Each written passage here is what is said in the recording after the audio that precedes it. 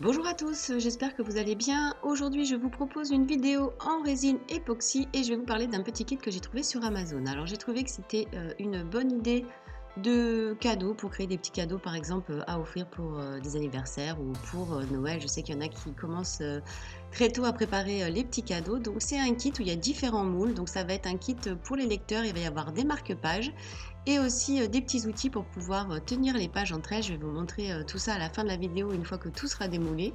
Donc voilà, il y a trois différents marque-pages. Il y en a un avec une petite tête de chat, un peu tout simple et un autre avec une queue de poisson ou de sirène. Voilà. Et puis les petits instruments pour les doigts. On va venir bloquer le pouce à l'intérieur pour maintenir les pages du livre quand on est en train de lire.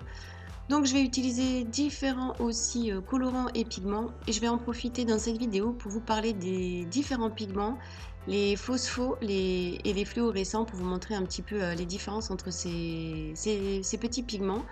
Donc je vais utiliser aussi un pigment métallique et des encres à alcool pour colorer les petits marque-pages. Donc dans ce kit, il y a aussi des petites pipettes, des petits bâtonnets et puis des petits doigtiers. C'est pour vous protéger. Après, le mieux, c'est de porter quand même des gants, des masques et des lunettes de protection.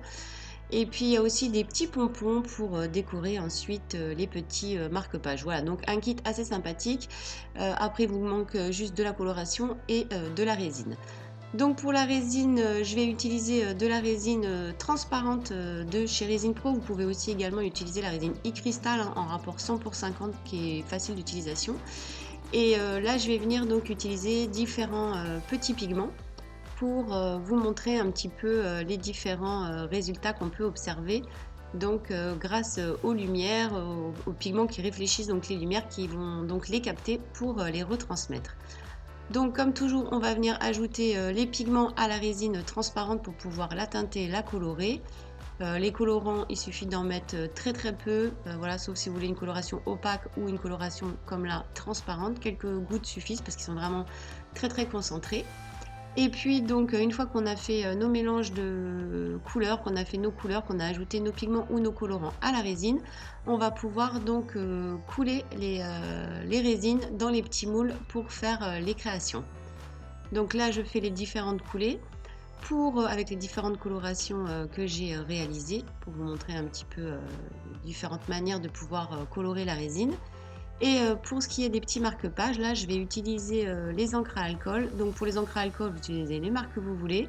Moi, j'ai testé donc les petites encres Cernit que j'ai reçues. Je vous mettrai les liens de tous les produits dans la barre d'infos du kit, ainsi que des produits que j'utilise comme toujours. Vous pouvez les retrouver en cliquant sur le plus dans le plus sous la vidéo. Et vous avez ainsi tous les liens des produits que j'utilise dans les différents tutoriels que je vous propose sur la chaîne. Donc voilà, là il me restait un fond de résine, donc vous voyez j'ai coulé un petit dessous de verre pour jamais perdre la résine et puis pour vous montrer aussi les résultats. Alors pour les marque-pages, je vais venir utiliser les encres à alcool, donc ce sont les nouvelles encres à alcool de chez Cernit que je teste là en coloration. Donc les encres à alcool, vous avez plusieurs possibilités pour les utiliser. Vous pouvez soit teinter la résine directement dans la masse. Je vous mettrai les liens des vidéos des colorations avec les encres à alcool dans la résine en lien dans la barre d'infos ou sur le petit i en haut à droite de la vidéo.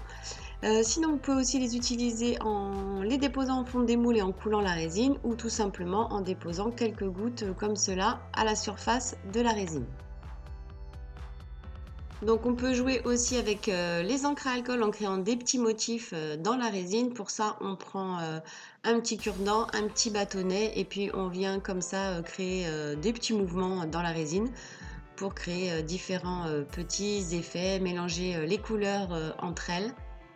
Voilà, donc vous faites des petits effets dedans, des petits mouvements dans la résine avec les encres à alcool. Donc des petites arabesques, voilà, dans un sens, des petits 8 dans un sens, dans un autre. Voilà, plein d'effets de coloration que vous pouvez réaliser aussi également avec les encres à alcool. On va donc attendre 24 heures avant de démouler les créations. Là, vous allez voir que pour les marque-pages, pour la résine coulée en fine couche comme ça, de 2 mm donc minimum, vous allez avoir la résine qui peut garder un petit peu de souplesse. Donc ça, c'est tout à fait normal quand la résine Les résines de coulée sont coulées en très fines couches, elles gardent un petit peu de souplesse. Il suffit de laisser donc le marque-page bien à plat sur un bureau pour qu'il garde sa forme donc bien plate. Donc on laisse à peu près 7 jours la résine catalyser et durcir complètement, surtout que là on a ajouté des encres à alcool à l'intérieur. Donc vous avez aussi les petits pompons comme ça qu'on peut ajouter donc au bout des marque-pages. Il y a un petit ergot au niveau du moule, ce qui crée donc un trou au niveau de la résine et qui permet comme ça ensuite de passer des petites décorations, des petits pompons. Vous pouvez ajouter après ce que vous voulez, des perles, des petites breloques, enfin plein de choses pour personnaliser vos marque-pages. Donc voilà, vous voyez la belle brillance de la résine aussi également. Avec les encres, ça permet de garder de la transparence. Voilà, des jolis effets de coloration.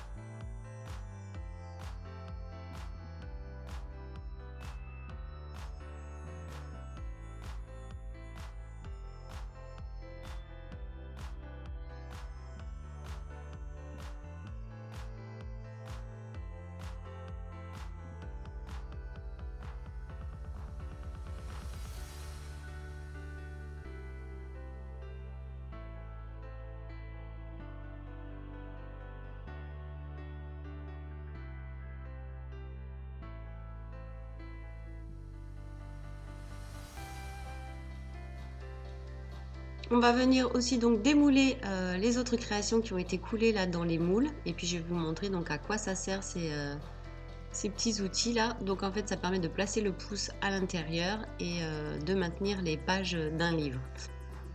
Alors je voulais profiter aussi de cette vidéo pour vous parler des différents pigments, donc les différents rendus entre les phosphorescents et les fluorescents. Donc les phosphorescents, ils vont capter la lumière pour la retransmettre, tandis que les fluos, ils vont être fluos de base et ils vont réagir comme les pigments néons aux lumières bleues, aux lumières UV, aux LED, enfin voilà. Donc je vais vous montrer ça en allumant donc ma lampe UV pour vous montrer la différence entre ces différents pigments. Ça c'est un pigment métallisé, rose métallisé, poudré, assez joli. Et puis voilà, là vous allez avoir donc le pigment fluorescent. Voilà, avec tous les petits pigments à l'intérieur pour pouvoir capter la lumière. Et là c'est simplement de la résine transparente avec le Color Fun Deluxe bleu en petite quantité. Ça vous permet donc de garder la transparence. Voilà, soit vous pouvez obtenir un résultat bien bleu opaque ou totalement transparent. Après, si vous voulez voir les vidéos vert fumé, je vous invite aussi à aller voir la vidéo comment obtenir l'effet vert fumé. Voilà, donc je vais les passer sous lampe UV tout simplement pour vous montrer donc les différences. Donc là aussi, ce que je voulais vous indiquer, c'est que quand on travaille par exemple avec des pigments néons, il faut travailler uniquement avec les néons. Quand vous travaillez avec les phosphos, il faut uniquement travailler avec les phosphos. Vous pouvez mélanger différentes couleurs de phosphos, mais restez en phospho. Quand vous êtes en fluorescent, c'est pareil, il faut rester avec du fluorescent. Parce que si vous mettez des pigments métalliques ou d'autres pigments à l'intérieur, ce qui est le cas là du petit mélange que vous avez vu que j'ai fait du dessous de verre, en fait, si vous ajoutez par exemple aussi de la pâte colorante, ça va annuler l'effet du pigment. Parce qu'en fait, le pigment va être pris, la résine va être teintée dans la masse avec des colorants opaques qui vont faire annuler les effets des pigments. Donc voilà ce que fait un pigment phospho. Lui, il va capter la lumière et la retransmettre.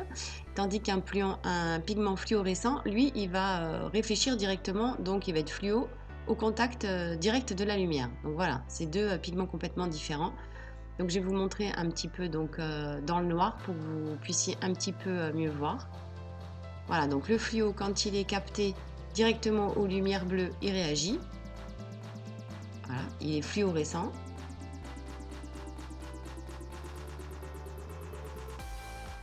Donc là, il y a quelques petits pigments qui ont réagi puisqu'il y a eu des mélanges avec d'autres éléments. Et là, le phosphorescent, lui, il capte la lumière et il la retransmet. Voilà, je vais les mettre dans le noir sur la lampe UV. Donc là, vous voyez, c'est fluo. Quand on le passe dans le noir, il ne retransmet pas la lumière.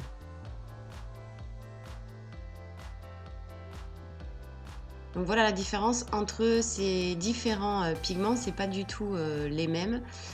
Donc faites bien attention si vous voulez du fluorescent ou du phospho ou du néon. Voilà, les pigments sont totalement différents par rapport à leur réaction avec la lumière.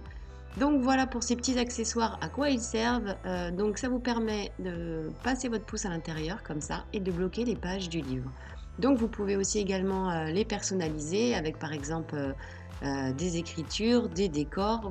Vous pouvez par exemple utiliser la Cricut pour faire des écritures personnalisées, utiliser des vinyles pour personnaliser vos créations. Enfin voilà, donc j'ai trouvé que c'était une bonne idée ce set là de petits cadeaux. Si vous avez envie de réaliser des petits cadeaux pour des amis qui sont lecteurs ou même bien pour vous-même, hein. Si vous avez l'habitude de lire et que vous aimez bien lire, voilà, ça s'emporte partout. Et ensuite, je vous montre donc le résultat aussi des marque-pages pour vous montrer donc les longueurs et puis les rendus de ce que ça peut donner si vous souhaitez réaliser donc des petits cadeaux. Alors, je vous fais découvrir les différentes formes, hein, ce que ça donne au niveau des pages des livres, au niveau des livres. Voilà, il existe différentes formes, il y en a des un petit peu plus gros. Après, vous n'êtes pas obligé de les faire aussi épais, hein, vous pouvez aussi les faire plus fins en coulant un petit peu moins de résine. Enfin voilà, je vous laisse découvrir donc les différentes formes que vous pouvez créer grâce aux différents moules qui sont proposés.